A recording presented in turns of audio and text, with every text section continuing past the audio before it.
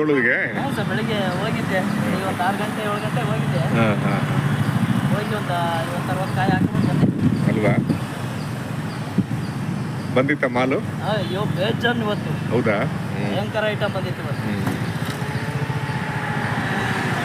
ಒಟ್ಟಿಗೆ ಅವ್ರದ್ದು ರೈಟ್ ಇವತ್ತು ಚೆನ್ನಾಗಿತ್ತು ಒಟ್ಟಿಗೆ. ಅಲ್ಲಿ ಆಂಧ್ರದವ್ರು ಜಾಸ್ತಿ ಬರ್ತಾರೆ. ಆಂಧ್ರದವ್ರು ಜಾಸ್ತಿ.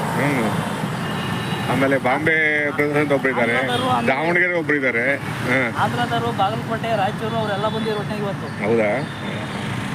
ಅವರು ಒಂದು 20 ಜನ ಬರ್ತಾರೆ. ಅವರು ಬಾಗಲಕೋಟೆ, ಬೆಳಗಾಂನವರು. ಹೌದೌದು ಹೇಳಿ. ಅವರು ಬರ್ತಾರೆ.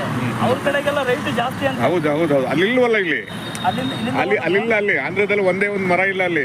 ಅಲ್ಲ, ಇದು ಬಾಗಲಕೋಟೆ, ಬೆಳಗಾಂ ಕಡೆಗೆ ಅವ್ರ ಕಡೆ ಇಲ್ಲಿ ಬರ್ತಾರಲ್ಲ, ಅವ್ರದ್ದು ರೇಟ್ ಜಾಸ್ತಿ ಅಂತ. ರೇಟ್ ಜಾಸ್ತಿ ಅಂದ್ರೆ ಅಲ್ಲಿ ಮರಗಳಿಲ್ಲ. ಆಂಧ್ರದಲ್ಲಿ ಒಂದು ಮರ ಇಲ್ಲ.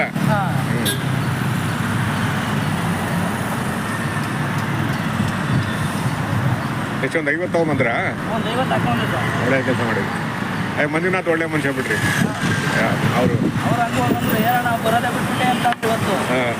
ಬಂದ್ಬಿಟ್ಟು ಹೇಳಕ್ ಕೊಡ್ಸೋಣ ಅಂತ ಅಂದ್ರು.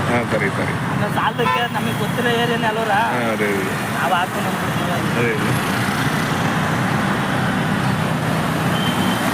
ಎಲ್ಲ ಹಣ್ಣಾಗಿದಾವಲ್ವಾ? ಹಣ್ಣು ಅಷ್ಟು ತೊಳೆ. ಹೌದಲ್ಲ?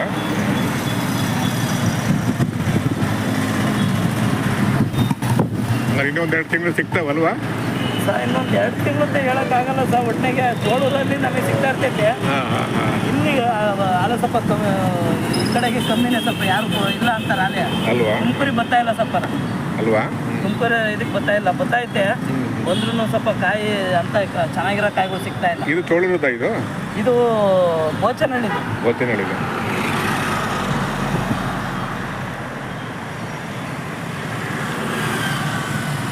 ಪರವಾಗಿಲ್ಲ, ಈ ಸೀಸನ್ ಅಲ್ವಾ? ಈ ವರ್ಷದ ಸೀಸನ್ ಚೆನ್ನಾಗಿ ಬಂದಿದೆ ಸರ್. ಮಳೆ ಏನು ಮಾಡಿ ಸರ್? ಅದೇ ಮುಂದಾಗೆ ಕಾಯಿ ಬಂದ್ಬಿಟ್ರಿ ಸರ್.